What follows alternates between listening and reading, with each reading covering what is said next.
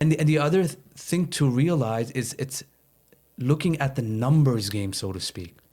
It's the modern state of India has more than 1 billion people. I didn't check more than Wikipedia that. before I think it's well over that now. well over that. So more than 1 billion people. Population of Canada, we are what, 37 million, right? So within that, and then you have various different languages that are spoken. You have various different dialects that are spoken. And depending where you are in India, the food tastes different, right? Very much. And each community has its own distinct culture, normative values, faith, language, and how the language is written, written in Sanskrit versus written in the Urdu script. Or the Persian script, right? That's right. So there's all those differences and nuances. And again, why do we have to be boxed ourselves to, okay, there's a nation state called India, and okay, so you're from there.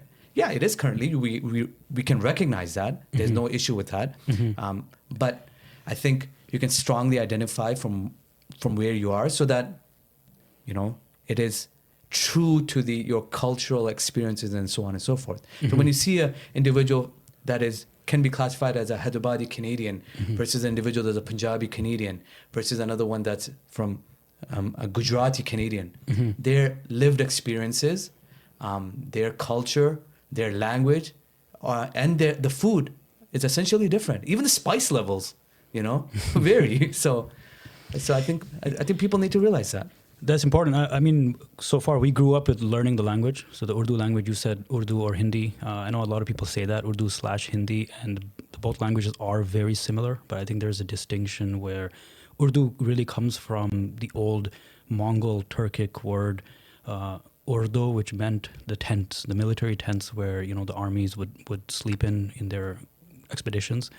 So many of the armies of the Mughal Empire, as they were traversing throughout India, the language that they picked up, because they had many soldiers from various backgrounds, Turkic, Mongol, Arab, Persian, and then local Indian as well. So the language became an amalgamation of all of the various different languages and became modern Urdu. Hindi was more a lot of words from Sanskrit, and then some of the loan words also coming in from the Mughal rulers. So there's a lot of similarity, but there is a lot of cultural influence from Arabic and Turkic side into modern Urdu.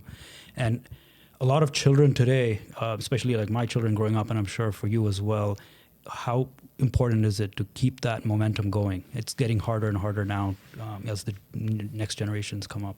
That is a good question, and I'm going to touch upon my experiences with the indigenous community when it comes to answering that question. And I think you made a valid point, obviously, where Urdu is also written in the Persian script or in the Arabic script, whereas Hindi is written in the Sanskrit script, which is more symbols as opposed to letters. So I appreciate that, making that clarification. When I met members of the indigenous community, be it from Treaty 3, individuals, Ojibwe individuals, Ojibwe individuals, so on and so forth, and Anishinaabe individuals, I noticed and I realized that there is a conversation around cultural genocide that took place. And that is an important conversation.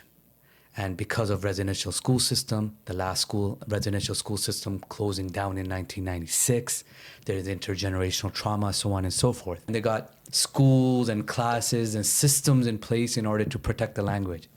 And it was at that moment it kind of clicked in that,